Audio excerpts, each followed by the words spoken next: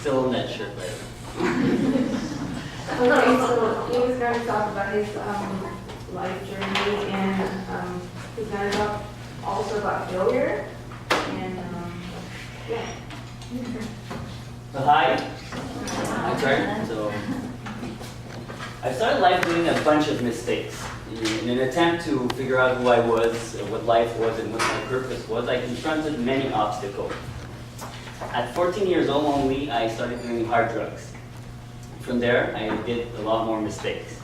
I tried all kinds of drugs, and it led me to do questionable things, like theft, vandalism, and even prostitution and drug dealing.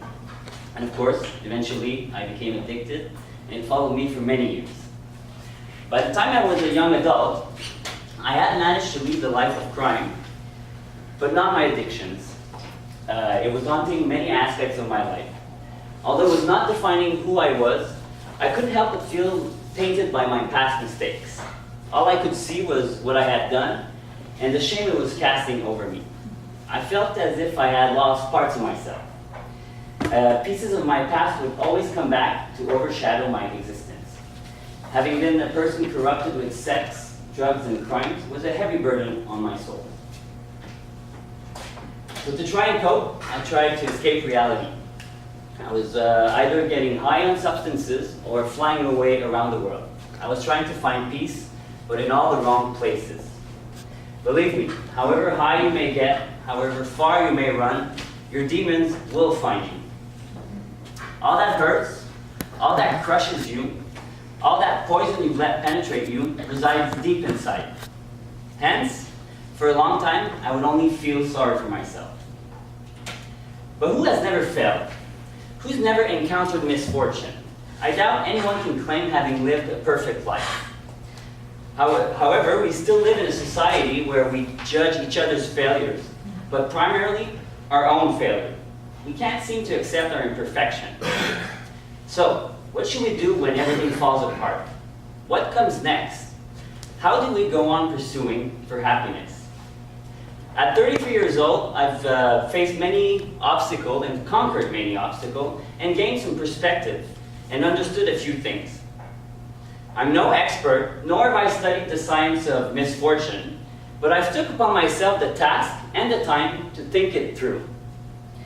And I'm hoping my story and how I've managed to overcome this past will inspire many of you in pursuing no matter what, and perhaps change someone's life. So I've came up with a technique. Ernie will know about it.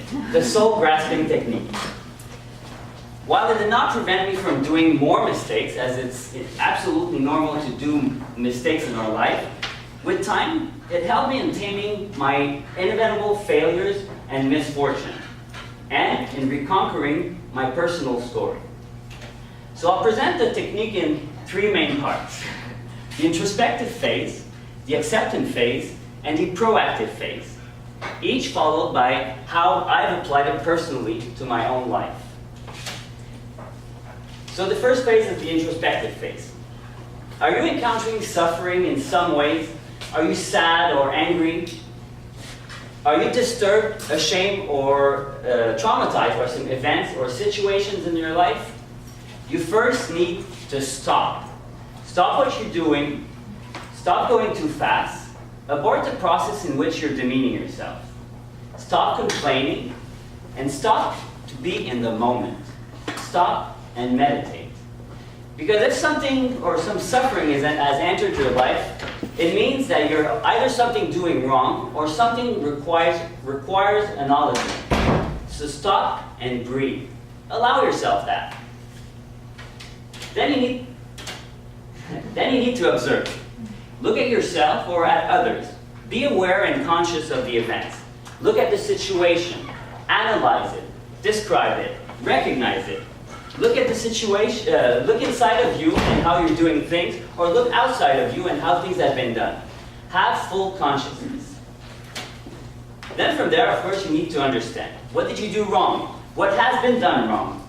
Why are you suffering from it? How is it affecting you? Understand your reaction. Understand why you failed. Have you not understood something, or are you affected by something from the past? Through these mishaps, as I said, life is usually trying to share something with you that needs to be changed or understood. So listen to what your life is trying to say. You may need to listen to your body or your inner voice. Open yourself to understanding. And from this questioning and introspection, what can you learn? What's the lesson to be taken from this experience? Learn your patterns and how to avoid doing the same mistakes. It's simple logic, learning from your mistakes. So learn what's in your power, learn what's not in your power, learn your strengths, and learn what are your weaknesses. Learn whatever you can. I found an interesting quote from author Roy T. Bennett that says, "How much you can learn from your failures determines how far you will go into achieving your goal." It's logic, right? So for me, on various occasions, I had to stop and look at myself, my actions. At 18, I was selling drugs and using most of these drugs. I was going out all of the time, and I was sleeping way too few hours, and I had a very unhealthy lifestyle. At 19, I was making a lot of money, but I was deeply unhappy and ashamed of what I was becoming. So in order to get out, I had to do a lot of introspection. The technique hadn't been figured out back then, but the first time I remember doing the introspective phase was when I decided to get out of the life of crime and went traveling. Going across an ocean gave me a different perspective, and I observed what I was doing, understood a few things, and learned what I was doing wrong. So when I came back, I changed as many things as I could, got myself a regular job, and tried making better choices. However, I had not succeeded in quitting drugs. Believe it or not, it can take ages for someone to understand what's wrong for them. I had to see my drug consumption as a problem and rethink my life. So eventually I learned how to tame my demons, control my temptations, and nourish the good aspects of my personality.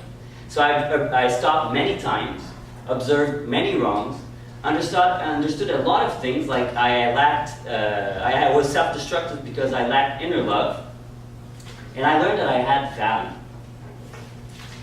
So therefore I had done some introspection. I had done a lot of stupid things, and no matter what I was going to do, it was going to remain in my past.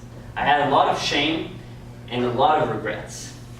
Life is not necessarily better for having looked inside of me and understanding things. So once you did that inner exploring, you need to embrace what happened. Infected with angst, fury, and melancholy, I cried rivers and expressed a lot of emotions. I was living grief. Surprisingly, this is an important part of the process, to live your sadness and your anger. So be angry, be sad, live those dark moments, but you need not hold on to such negative emotion, for it will poison you. Eventually, you need to step out of it. While it's important to live your true emotion, to live the entire human experience, you need to embrace it just to a point where you understand the pain, what it's doing to you, but you need to overcome it. And to overcome anything, you need to go on. The show must go on. You need resilience, the will to continue. Because failure will always happen, death will always come, and deceit will always surprise you. So you need to find that strength to be resilient when they happen. So you may find that find that strength in your surroundings, my mom, my family, but most importantly, find it within you. It could be in your talents, your passions, or your pride even. This step does require some courage. But to realize you've made it this far is a good way to perceive that you already have it. And in order to attain peace, you must accept things that have been done. Whatever I do, wherever I go, whomever I meet, things I did, I still did. But I have to accept it doesn't define me. I have to accept the things I can't change, like the past and my mistakes, but change the thing I can, the future. Today is basically just a hub where I get to choose to accept and move forward. All that's in your past has led you to this moment, this inner revolution. You had to do these things to understand, to realize, to overcome. So embrace your failures and accept they make you stronger and better. But if you choose to. So for me, of course, grief was through a lot of self-destruction and other bad behaviors. Oh, if I cried and felt sorry for myself. Oh, if I've been angry at myself for having chosen such a path as a teen. I fought and got angry with myself and a lot of people. You can ask my mother. I spent a lot of time wishing things would have been different. You want to know what my secret is to finding that resilience? Happy music. I think it was a way to convince myself, to trick myself into these happy feelings. I knew deep inside I had that strength. I was able to do good things, but happy songs would just help me in resurfacing these feelings. So while I was dancing away the pain and trying to find resilience, I realized all the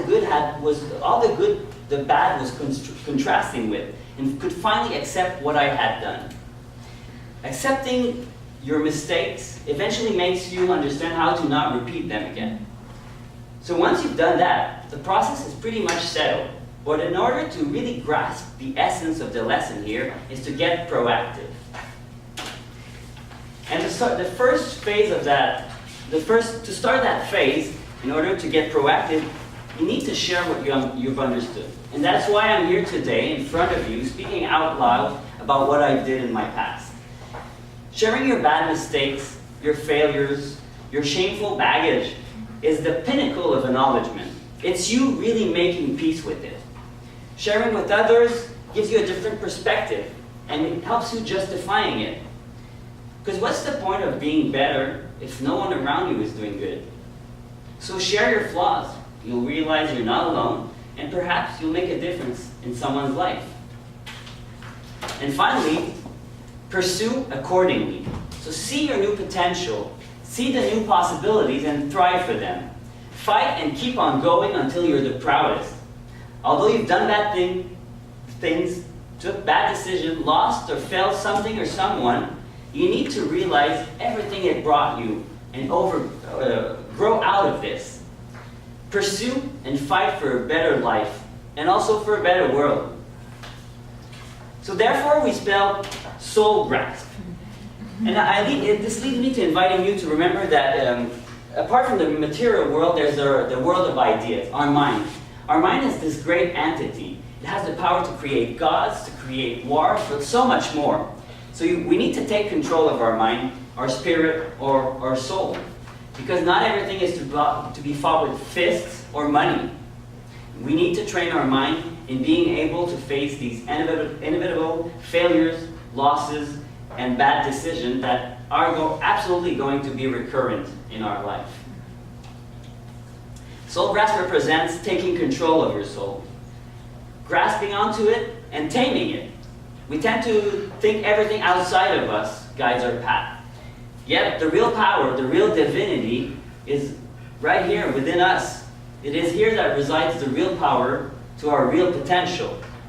SOULGRASP technique may not be your technique or anybody's technique, but it means to basically find your way, find your strength, but do look for it. Grasp what you can and fight for it, because you alone have access to your greatness. So for me, as I said, SOULGRASP is taking my life back into my control, grabbing onto my inner self and embracing it. Taking the time to revisit the darker parts of my life gave me so much perspective on who I was. After stopping and observing and understanding, I learned what to do. I cried what I had lost, found my inner strength, and made peace with my past. It led me to see my potential and share my knowledge in order to create with others a better tomorrow. So this semester was the last of many semesters. I'm achieving a goal I set myself 12 years ago. Very soon, I'll be one year away from hard drugs. took me 20 years to get there. It also coincides with the creation of the CLICK project. The CLICK project was my ultimate test, creating something for others, to pass on to others, in the hopes to bring the greater good amongst the community. The road has not been easy, nor has it been simple. Perhaps we could have added a P in there for patience. But I've never abandoned in getting back up and looking ahead. Through relapses, additional failures and heartbreaks, I became the proud man I am today. So yes, once I was a drug addict. Yes, once I was this and that. But I found the positive in my negative and my strength in my weaknesses. And today I am Eve, a man with love and many, oh so many possibilities. Thank you.